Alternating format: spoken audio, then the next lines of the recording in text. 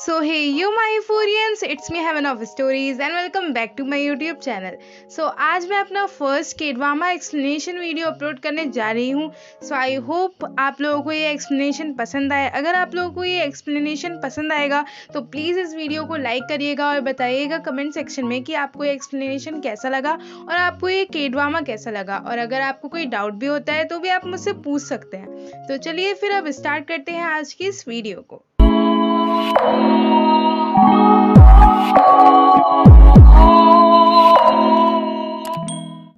तो आज जो मैं आप लोगों को के ड्रामा एक्सप्लेन करने जा रही हूँ वो है एक सुपरनैचुरल रोमांटिक कॉमेडी ड्रामा और इसकी जो IMDb रेटिंग है वो है 7.6 out of 10 and 88% Google users ने इस के ड्रामा को लाइक किया है. तो हमारे इस के ड्रामा की स्टार्टिंग होती है एक लड़के को दिखाते हुए जो कि किसी का पीछा कर रहा होता है. पहले तो देखने पे ऐसा लगता है कि शायद वो किसी चोर का पीछा कर रहा है, लेकिन थोड़ी देर बाद में समझ आता है कि वो किसी चोर का नहीं बल्कि एक गोश्त का पीछा कर रहा है. जी हाँ, वो एक गोश्त का ही पीछा कर रहा होता है. तो ये है हमारा मेन लीड जिसका नाम है बोंगपाल. सो हमारा मेन लीड पाक बोंगपाल एक कॉलेज स्टूडेंट है और उसके अंदर ये एबिलिटी है कि वो गोश्त को देख सकता है और उनसे कम्युनिकेट एंड फाइट भी कर सकता है. और हमारा मेन लीड अपनी इसी एबिलिटी का यूज मनी अर्न करने के लिए करता है. उसे जब भी पैसों की ज़रूरत होती है तो वो लोगों की हेल्प करता है गोश्त को भगाने के लिए और फिर वो उसी का मनी चार्ज करता है और ऐसे ही करके वो पैसे कमाया करता है. हमारे मेन लीड का एक सपना भी है कि उसे 1 बिलियन वॉन अर्न करने हैं अपने लाइफ में. तो नेक्स्ट सीन में हम देखते हैं बोंगपाल को उसके कॉलेज में जहां उनके प्रोफेसर ग्रुप प्रोजेक्ट के लिए सभी बच्चों को अलग अलग ग्रुप में डिवाइड कर रहे होते हैं, जहां बोंगपाल अपना नाम ग्रुप में से हटाकर एक सिंगल पर्सन के ग्रुप में डाल देता है.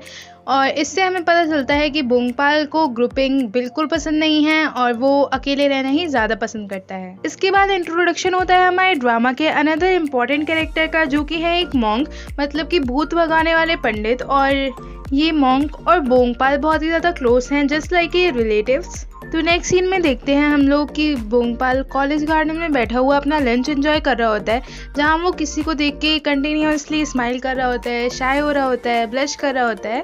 तो यहाँ हम लोग को पता चलता है कि हमारे बोंगपाल की एक कॉलेज क्रश भी है जो कि उसी की सीनियर है और उसे उन पे बहुत ही अच्छा वाला क्रश है. तो बोंगपाल मस्त बैठा अपना ये ब्यूटीफुल टाइम एंजॉय कर ही रहा होता है कि वहाँ उसके 2 सीनियर्स आ जाते हैं जो उससे भूतों के बारे में बहुत सारी बातें करते हैं और उससे कहते हैं कि अगर उसे भूतों से रिलेटेड और भी ज़्यादा इन्फॉर्मेशन चाहिए तो वो उनका group ghost net club join कर सकता है और उसे इसका रजिस्ट्रेशन फॉर्म भी देते हैं. पर हमारा बोंगपाल जिसे सोशलाइज होना बिल्कुल पसंद नहीं था वो उन्हें इग्नोर करता हुआ वहाँ से चला जाता है. इसके बाद जब ये दोनों सीनियर्स अपने घर जाते हैं तो इन्हें एक वार्निंग नोटिस मिलता है जिसमें लिखा होता है कि अगर इन्होंने जल्दी से जल्दी अपने घर का किराया नहीं दिया तो इन लोगों को अपने घर से निकाल दिया जाएगा. इसके बाद ये दोनों सीनियर्स डिसाइड करते हैं कि ये लोग सियोए गर्ल्स हाई स्कूल जाएंगे जो कि एक बहुत ही ज़्यादा हॉन्टेड जगह है जहाँ पर भूतों का साया है. वहाँ जाकर ये लोग भूतों की वीडियो रिकॉर्ड करेंगे और उसको भेजकर ढेर सारे पैसे कमाएंगे और उन्हीं पैसों से ये लोग अपने घर को भी बचा लेंगे. उसके बाद नेक्स्ट सीन में हम लोग देखते हैं सियोए गर्ल्स हाई स्कूल जहाँ ये दोनों सीनियर्स भूतों की वीडियो रिकॉर्ड करने के लिए पूरी तैयारी के साथ कैमरा के साथ लाइव ब्रॉडकास्टिंग करने के लिए उस कॉलेज में गए होते हैं. तो नेक्स्ट सीन में हम लोग देखते हैं कि बोंगपाल जो कि बहुत ही मंत्रमुग्ध होकर पढ़ाई कर रहा होता है उसे एक नोटिफिकेशन आता है गोस्ट नेट साइट से जहां पर ये दोनों सीनियर्स जो होते हैं वो लोग लाइव ब्रॉडकास्टिंग कर रहे होते हैं भूतों की. तो बोंगपाल भी इनकी लाइव ब्रॉडकास्टिंग को देखने लग जाता है कि तभी उसके दरवाजे पे दस्तक होती है. तो वो जाके चेक करता है तो और कोई नहीं हमारे वही मॉन्क अंकल होते हैं जो कि बोंगपाल के घर पे आए होते हैं और वो बोंगपाल को बहुत ज़्यादा डांटते हैं क्योंकि उसने 3 साल से अपनी डोर बेल को सही नहीं करवाया होता है. जिसके जवाब में बोंगपाल कहता है कि उसके अलावा इस घर में आता ही कौन है. उसके बाद फिर अंकल म्यूंगचुल उससे पूछते हैं कि क्या वो अपना प्रॉमिस अच्छे से निभा रहा है. वो बोंगपाल को याद दिलाते हैं कि उसने उनसे प्रॉमिस किया था कि वो भूतों से डिस्टेंस मेंटेन करेगा और उन्हें देखकर भी अनदेखा कर देगा, जिसके आंसर में बोंगपाल हाँ बोल देता है. उसके बाद फिर वो बोंगपाल को उसके डैड का लेटर देते हैं और बोलते हैं कि जब भी तुम अपना रूम चेंज करो तो तुम अपने डैड को अपने नए रूम के बारे में ज़रूर बता देना. तो बोंगपाल मॉन्क से कहता है कि ऐसा करने की कोई भी ज़रूरत नहीं है क्योंकि उसके डैड कौन सा उसको देखने आने. उसके बाद बोंगपाल को एक लड़की का मैसेज आता है जो उससे भूतों को भगाने के लिए उसकी हेल्प मांग रही होती है. वो बताती है कि उसके स्कूल में एक इविल घोस्ट है और उसे उसकी हेल्प चाहिए उसको भगाने के लिए. तो क्या वो उसकी हेल्प करेगा. जिस पर बोंगपाल उसे ओके बोल देता है और उससे पूछता है कि वो किस टाइप का घोस्ट है। तो वो लड़की बताती है कि वो एक फीमेल हाई स्कूलर घोस्ट है, तो क्या वो उसकी हेल्प करेगा। जिस पर बोंगपाल बोलता है कि वो उसके लिए च्युइंगम चबाने जितना आसान है। तो वो लड़की पूछती है कि वो उस घोस्ट को भगाने के लिए कितना चार्ज करेगा। तो बोंगपाल बोलता है कि वो पर घोस्ट 2 मिलियन वॉन चार्ज करता है और वो उसके लिए भी इतना ही चार्ज करेगा। तो वो लड़की बोलती है कि अगर वो इमिडिएटली उसकी मदद कर देता है तो वो उसको 10 मिलियन देगी 2 मिलियन के बजाय। एंड इतनी अच्छी डील देख के हमारा बोंगपाल फट से हाँ कर देता है और स्टडी का बहाना बना के घर से निकल भी जाता है। इसके बाद हमें वही हॉन्टेड स्कूल दिखाया जाता है जिसमें एक रूम में एक कंप्यूटर ऑन होता है और बोंगपाल को सारे मैसेज उसी कंप्यूटर से भेजे गए थे। इसके बाद फिर दिखाया जाता है हमारे उन 2 सीनियर्स को जो भूतों की वीडियो बनाने के लिए उस स्कूल में गए थे और वो अभी भी भूतों को उस स्कूल में ढूंढ ही रहे थे। तो वो लोग उस स्कूल के सबसे हॉन्टेड जो बोला जाता था उस स्कूल के गर्ल्स वॉशरूम में जाते हैं और वहाँ जाके वो भूतों की वीडियो बनाने लगते हैं जहाँ उन्हें कुछ भी नहीं मिलता। पर वो लोग इतने ज़्यादा डरे हुए थे कि वो लोग एक बिल्ली को देख के इतना ज़्यादा डर जाते हैं कि वो दुम दबा के उस स्कूल से बहुत ही ज़्यादा तेज़ी से भाग जाते हैं। उन दोनों सीनियर्स के भागने के जस्ट सेकंड बाद एंट्री होती है हमारे बोंगपाल की, जो कि वहाँ पहुँचा होता है उस लड़की की हेल्प करने के लिए। लेकिन उसे बाहर कोई भी लड़की दिखाई नहीं देती है, तो उसे लगता है कि वो लड़की उस स्कूल के अंदर होगी, तो वो भी उस स्कूल के अंदर चला जाता है। जब बोंगपाल उस स्कूल के अंदर जाकर देखता है तो एक विंडो से देखने पर उसे एक लड़की दिखाई देती है और यहाँ पर इंट्रोडक्शन होता है हमारी फीमेल लीड का, जिसका नाम है किम युनजी, जो कि एक घोस्ट है। और जब बोंगपाल उसे देखता है तो वो देखते ही समझ जाता है कि ये वही लड़की है जिसके लिए उसे 10 मिलियन वॉन मिलने वाले हैं। जब किम युनजी उसके सामने आती है तो बोंगपाल उससे बोलता है कि मैं एक एक्सॉर्सिस्ट हूँ और मैं यहाँ तुम्हें पकड़ने के लिए आया हूँ। एंड ये बोलकर बोंगपाल उस लड़की पे अटैक करने लग जाता है। किम युनजी उसे बताने की कोशिश करती है कि मैं वो नहीं हूँ और मुझे छोड़ दो, लेकिन बोंगपाल उसकी एक नहीं सुनता और उसे मारने लग जाता है। जिसके बाद किम युनजी को बहुत ही ज्यादा गुस्सा आ जाता है और वो बोंगपाल को इतना मारती है कि बोंगपाल की नाक भी टूट जाती है और उसके नाक से खून भी आने लगता है। बोंगपाल की इतनी मार पिटाई होने के बाद आखिरकार बोंगपाल को हार मानकर अपने घर जाना ही पड़ता है। इतनी बुरी तरह मारने के बाद भी किम युनजी बोंगपाल को धमकी देती है कि दोबारा यहाँ पे लौट के मत आना, वरना मैं तुम्हें जान से ही मार डालूंगी। और बेचारा बोंगपाल भी अपना टूटा फूटा मुंह लेके घर चला जाता है। इसके बाद फिर हम नेक्स्ट सीन में देखते हैं कि किम युनजी को उसकी यूनी यानी कि उसकी सिस्टर एक कैफे में दिखती हैं जिसका नेम होता है क्युंजा। वैसे तो ये दोनों रियल सिस्टर्स नहीं होती हैं, बट मरने के बाद ये लोग जैसे गोस्ट फ्रेंड्स बन जाते हैं, तो सिस्टर्स की तरह ये लोग बिहेव करते हैं। क्युंजा ह्यूंजी को देखकर पूछती है कि उसके फेस को क्या हुआ है। तो ह्यूंजी बोलती है कि ज्यादा कुछ नहीं, आज बस उसने एक अजीब से इंसान से लड़ाई करी थी। उसके बाद ह्यूंजी क्युंजा से पूछती है कि आखिर क्यों वो आफ्टर लाइफ में नहीं जा पा रही है, जिसके जवाब में क्युंजा कहती है कि शायद से उसकी कोई आखिरी इच्छा रही होगी या फिर किसी ने उसे बुरी तरीके से मारा होगा। उसके बाद क्युंजा कहती है क्या तुम्हें बिल्कुल भी याद नहीं है कि तुम कैसे मरी थी, जिसके रिप्लाई में ह्यूंजी बोलती है नहीं, उसे सिर्फ अपना नाम ही याद है और वो भी उसके शर्ट पे लगे लोगों की वजह से। इसके बाद क्युंजी ह्यूंजा से पूछती है कि वो इस लड़के को कब तक फॉलो करने वाली है, क्योंकि वैसे भी इस लड़के को फॉलो करते हुए उन्हें 2 साल हो गए हैं। इस पे क्युंजा कहती है कि हाँ मुझे पता है कि ये जल्दी नहीं मरने वाला, इसीलिए जितनी जल्दी ये मरेगा उतनी जल्दी मैं इसको अपने आप से इंट्रोड्यूस कराऊंगी। इसके बाद क्युंजा ह्यूंजी से कहती है कि क्यों ना तुम अपना कॉलेज एंट्रेंस एग्जाम दो, हो सकता है कि तुम्हारा कॉलेज एंट्रेंस एग्जाम देना ही तुम्हारी आखिरी इच्छा हो, क्या पता अगर तुम ये एग्जाम दे दो तो तुम्हारी मेमोरीज भी वापस आ जाएं। तो ह्यूंजी भी सोच में पड़ जाती है कि शायद उसे ये ट्राई करना चाहिए, हो सकता है कि ये काम कर जाए। इसके बाद फिर क्युंजा वहाँ से चर्च के लिए जाने लगती है जहाँ वो उस आदमी के जल्दी मरने के लिए प्रे करने वाली थी। इसके बाद नेक्स्ट मॉर्निंग बोंगपाल और उसके अंकल मोंग साथ में बैठकर ब्रेकफास्ट कर रहे होते हैं। तो अंकल मोंग उससे पूछते हैं कि तुम्हारे फेस को क्या हुआ, क्योंकि लास्ट नाइट तुम्हारा फेस तो एकदम सही था। और उससे पूछते हैं कि क्या तुम्हारी किसी से फाइट हुई थी कल रात या फिर तुम्हें किसी ने मारा था। तो बोंगपाल अंकल मोंग के क्वेश्चंस को इग्नोर कर देता है और उनसे क्वेश्चन करता है कि क्या फीमेल गोस्ट बहुत ज्यादा पावरफुल होती हैं।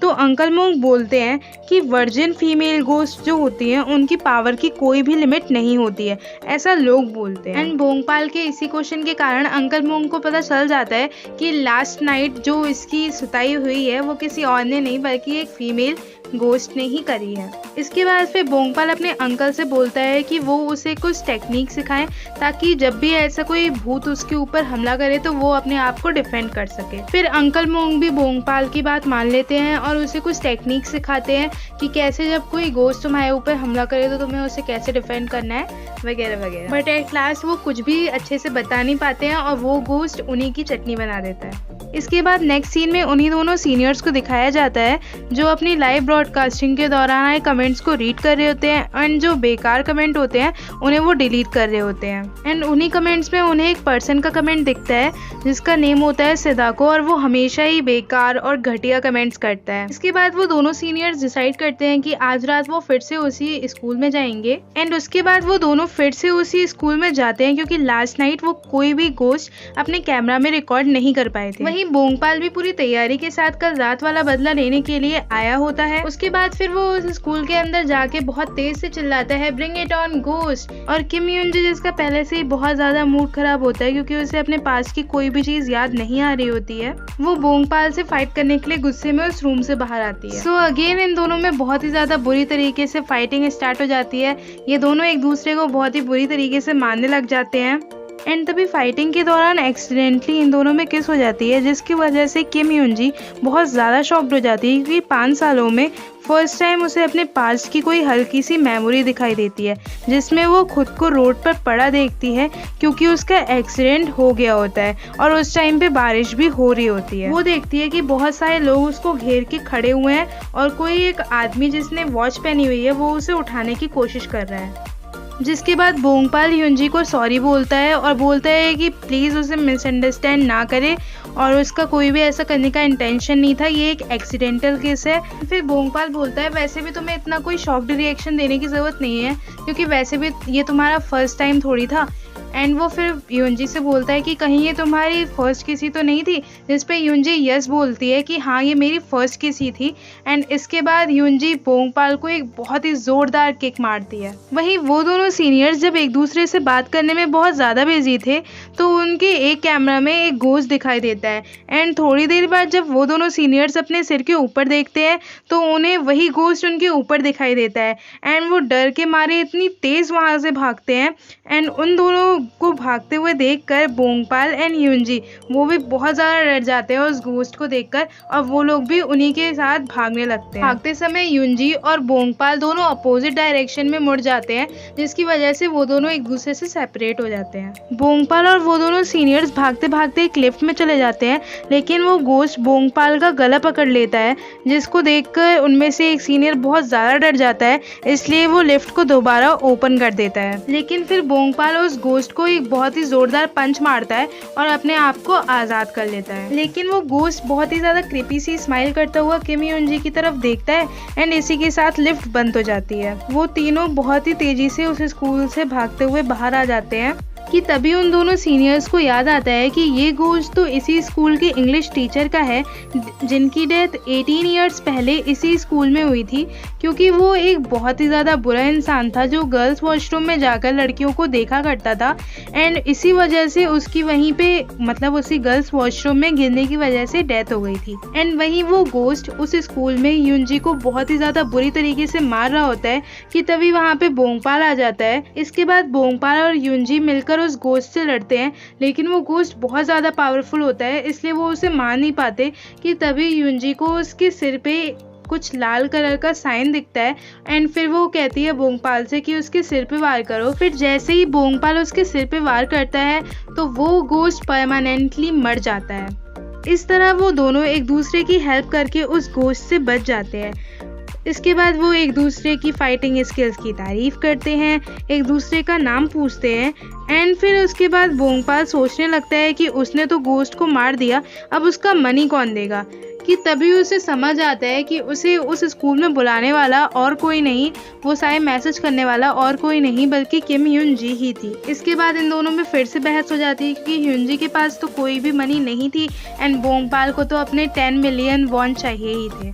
नेक्स्ट सीन में हम किम युनजी को उसके यूनी के साथ देखते हैं, जो उससे पूछ रही होती है कि तुम्हारे लिप्स को क्या हो गया। तो युनजी उन्हें बताती है कि वो किसी चीज पर गलती से गिर गई थी, एंड जैसे ही वो उस चीज पर गिरी तो उसे अपने पास की कुछ मेमोरीज कुछ ही सेकंड के लिए दिखाई दी। एंड फिर वो अपनी यूनी से पूछती है कि अब मैं क्या करूं। तो इस पर क्युंजा बोलती है कि करना क्या है, जिस चीज पर तुम गिरी थी उस चीज पर तुम फिर से गिर जाओ, क्योंकि ये 5 साल में फर्स्ट टाइम हुआ है कि तुम्हें तुम्हारे पास की कोई भी मेमोरी याद आई हो। इसके बाद हम युनजी को बोंगपाल के कॉलेज में देखते हैं, जो स्टूडेंट्स को देखकर बहुत ही ज्यादा खुश हो रही होती है। उसके बाद फिर युनजी को उसी स्कूल में एक प्रोफेसर दिखाई देते हैं, जो कि किसी डॉगी को रेस्क्यू कर रहे होते हैं। इसी के साथ हमारा इंट्रोडक्शन होता है हमारे ड्रामा के सेकंड मेन लीड का, जिनका नाम है जो हाय सेयांग, एंड वो बोंगपाल के ही कॉलेज के एक प्रोफेसर हैं। कॉलेज में थोड़ा बहुत इधर उधर घूमने के बाद जब युनजी स्टूडेंट सर्विस सेंटर जाती है तो वहाँ जाकर वो बोंगपाल की प्रोफाइल से उसकी सारी इंफॉर्मेशन ले लेती है। एंड उसके बाद बोंगपाल जब अपने घर पहुँचता है तो युनजी वहाँ पे पहले से ही होती है, और उसके बाद युनजी बोंगपाल से बोलती है कि तुम इतना लेट कैसे हो गए, मैं तुम्हारा इतनी देर से यहाँ पर वेट कर रही थी। एंड कहती है कि मुझे ये चीज़ कंफर्म करनी है, सो प्लीज़ थोड़ी देर के लिए स्ट्रेट खड़े रहो। और थोड़ी बहुत हिम्मत भरने के बाद वो बोंगपाल के बहुत ही ज़्यादा क्लोज आ जाती है। एंड इसी सीन के साथ एपिसोड फर्स्ट यहीं पे एंड हो जाता है। तो उम्मीद है आप लोगों को ये एपिसोड पसंद आया हो, मतलब इस एपिसोड की एक्सप्लेनेशन पसंद आई हो। अगर आपने यहाँ तक वीडियो देखी है तो इस वीडियो को प्लीज़ लाइक करिएगा, एंड जब इस वीडियो पे 100+ लाइक्स हो जाएंगे तो मैं पक्का तुरंत के तुरंत एपिसोड सेकंड अपलोड कर दूंगी अपने चैनल पे। तो तब तक के लिए stay tuned to Heaven of Stories. Thank you and bye bye.